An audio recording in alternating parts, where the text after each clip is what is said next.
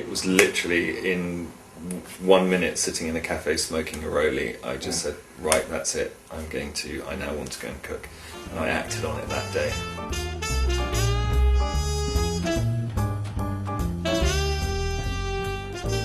So your cooking influences were from your parents? My mother had an incredible cookbook collection. She also had rather a big collection of rather saucy art books. So when my brother and I went, if my brother had got the Helmut Newton book and before me, then I'd go and read my mother's cookery books. And she had all the kind of, the Marika Hambro-Tennyson and the Larousse and those Robert Carrier recipe cards that came in those little with all the weird kind of sun-faded Technicolor photos. And I just I didn't read them, but I just used to sit there and look at the pictures and go through them. And so there was a very strong influence from those. My mother was a brilliant cook, and in kind of 39 years only ever put one thing on the table that I refused to eat, and which was something disastrous. It was a kind of Brussels sprout mousse in a zinc ring mould, and I flatly refused to have anything to do with it. I love Brussels sprouts, by the way. And my dad was also, I think, being a diplomat and travelling all over the world, was also a very good cook, far more operatic than my mother. He made very complicated dishes with lots of cream and kind of booze, and Mum would just look in the fridge and go, right, that and that. So, and then when we travelled, everything was about food. We're a very greedy family, and I wasn't squeamish as a child. I was constantly, I think I kind of understood, the way that certainly my daughter does it now, but children bite everything, and I did that till a very late stage in my life, and I think I kind of understood the world by chewing it, and I think I was always kind of moving towards when I wasn't eating fertiliser on the farm or sticking, choking on a rubber. Bit of glue by the It was everything went in my mouth, and I think I was always heading in that direction. I went to art college, although my art teacher at school did everything he could to possibly stop me going there, but I made it, and I went to Bath and did a foundation course, and then went to London to the Byam Shore, and kind of didn't really know whether I wanted to be a painter or a sculptor or whatever, but kind of, which much to the frustration of my tutors. So I was a portrait painter for 5 years, but spent, when I was at art college, I lived in a tiny bedsit over a kind of sawmill, and when I kind of wiped away all the wood dust, I was always kind of cooking things with goat or octopus in my bedsit, and constantly almost burning the place down, and so kind of after art college, I suddenly thought one day I'd spend far much more time thinking about food than I do about finishing my commissions on time. Well, I went to see Alistair Little because I'd read his book too, I'd never heard of him, and I'd read his book in a shop, Keep It Simple, and it had really excited me. And I knew that his new restaurant was very near where I was. And so I went there and I said, will you give me a job? And he said, no. But if you come back after working somewhere else, I will consider it. So I went to work for Nico's sous chef, who'd gone to the Halcyon Hotel, which had a great restaurant downstairs back then in the kind of beginning of the 90s. Worked there, really enjoyed it, but kind of I felt very constricted by everything having to be cut the same size, and I really liked the head chef, and I loved the place, and I loved the food that they were making, but I found it very frustrating. And I wanted something much looser and more to the food that I was used to eating at home and seeing when my parents took me away on holiday. So I left there, worked for a brief spell in the Cow when Tom Conran had just opened it, and then went back to Alistair and said, I'll shut up and do what I'm told, and he said, fine, I'll see you on Monday. I took what I wanted from people I worked for in restaurants, probably never stayed anywhere long enough. Kind of jumped around and then had my catering company, and I was kind of approached by Optimum, Pat Llewellyn, well, not by her, but one of her staff anyway, said, please come and see us. So I went in and I said, why are you doing a screen test with me in my flat? And they said, well, we're not sure, we'd lost the point of contact. And so we did a screen test, and they said, kind of, we like you, but you're odd, and we don't know what to do with you. But please stay in touch, and being tenacious. I did stay in touch, so we did screen tests about once a year for 4 years. And then I was at a natural break in a job I'd gone and done, and I was really kind of wondering what to do, and Pat came for dinner, and I intended it to be the last time we ever met, and so I kind of said to her, look, this is great to see you again, but nothing's happening, and I need to do something else. And so before I go and do something else, I think I cooked her a plate of jugged hare, and we were all sitting in my flat drinking wine. And I suddenly had this, I don't know if it was my dead father tapping me on the shoulder and whispering something in my ear, I don't know what it was, but I kind of said to her, why don't you give me a job writing proposals for you?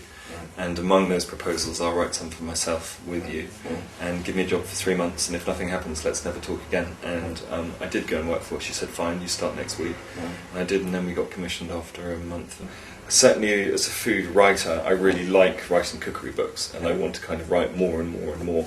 And that's something I enjoy. You get time to think when you write, and kind of use words to make the maximum point, or to kind of, and I really enjoy that. Television, well, it's fickle. You can't exist to be on television. There's, you know, and some of the things and that's very enjoyable, but you can't bank on it. And so really now, apart from the writing and the television when it comes, actually at this moment, I'm kind of trying to think about, you know, what else is there that will become a job. Don't let things disappear forever from our table. I find it very upsetting that children, not upsetting because that's patronising, but I think that children should know about the nature that exists around them. I think that we have an amazing heritage to be remembered, especially when it comes to the table. So I think my thing is really always saying to people, don't presume that you don't like it.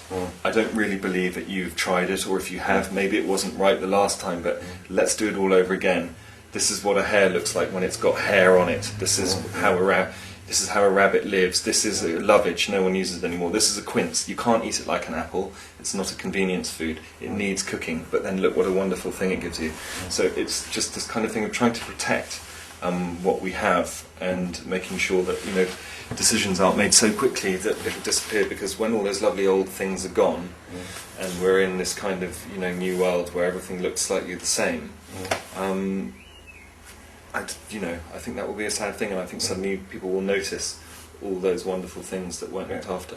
It's what I've talked about in the book. I've kind of said, you know, don't let these things disappear. You know, I think, you know, there's this constant thing, everything has to be accessible. It doesn't. It's like if you see something or you read something about it, it doesn't mean you have to drive off looking for it because you want to cook it on Monday night. Remember it when you're on holiday and you happen to be in Cornwall and the boats have come in. Well, there is a megrim or a gurnard or whatever, just as you remember it. Have it. If you see a cheese you haven't tried before, buy it. If there's a plum that isn't big and round and shiny and has got scabs on it, it's a good chance it'll taste better than the one that's big and round and shiny. I feel mixed about the organic food movement. I think,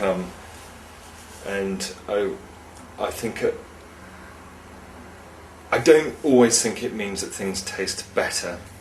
But from an organic point of view, I would rather eat something that's as clean, as so to speak, as possible. I think that not all organic practices, certainly with things like fish farming and stuff, are good practices. So I think organic can also mean that some pretty second-rate veg with holes in it, which are being sold, for far too much money. So I think organic is great sometimes, but sometimes it's nonsense. And about farm fishing, have you done a tasting between?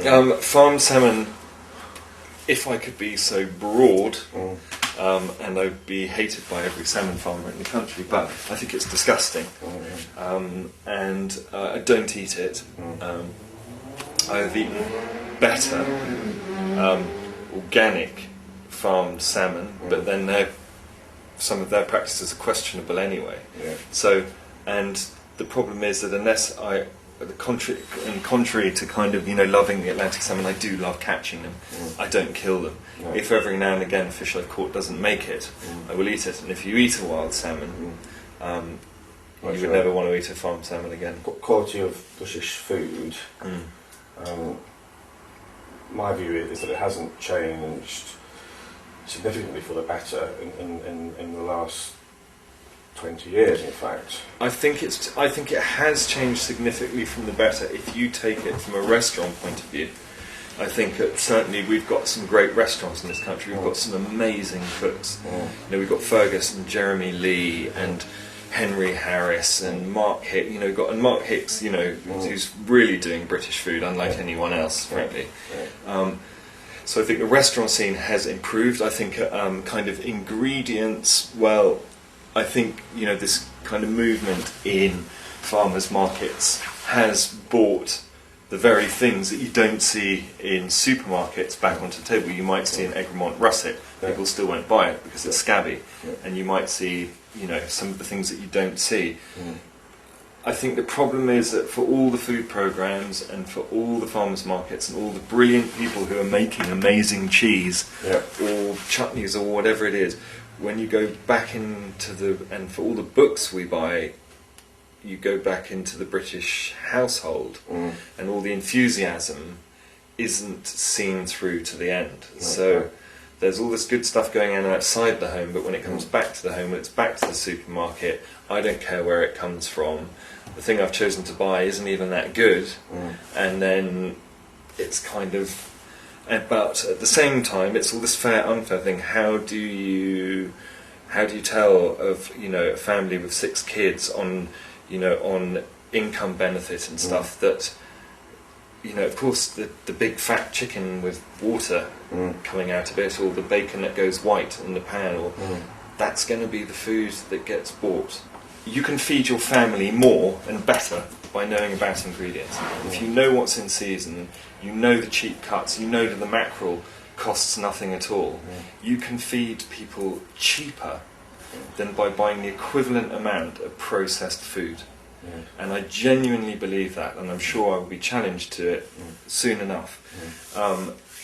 But if you know how many different things a chicken can do, and you don't throw the carcass away, and you know that, you know, actually if you keep the pea pods, then you can make a soup out of the pea pods when you've eaten the peas. But because we don't know about food, apparently we all know about food, and we've got all these books and everything, but we don't. And we've forgotten our history because the history's become unnecessary. If it's all in front of you, you don't have to look for anything anymore, you don't have to look after animals, you don't have to have anything to do with nature. It's all online. All you're told about is what you see in the supermarket, cleverly placed in the place that as you go by it, you go, oh, I had that little packet of those. It kills your brain. People say, well, I don't have the time. Well, exactly, Rubbish. We all have the time to cook, it's just you don't know what to cook. And there's a million things, 1,000,000,000,000 things that can be cooked in under 10 minutes. You know, thank God Jamie's gone and done his half an hour cooking, but it doesn't even need to be half an hour. You can put together an omelette or a soup or a salad. Like, we're so, you know, the table is the centre of the home, it's where we interact, it keeps us alive, it's where wonderful stories are told and things are cooked. But everything is so on the outside that all the really important things that I find about life, not necessarily everyone else, are forgotten. And it is this kind of fashion, new glasses, new jumper, new this, I've got to look like this, I've got to look like that. And it's like, but you can't even feed yourself. That I find quite weird. When I'm eating healthily, it's just because I happen to be standing next to a huge bunch of chard. And I've been given some great olive oil. I will eat unhealthily if I'm standing next to a big plate of trotters that's been cooked by Fergus. I don't live my life to be healthy, I live my life as a cook.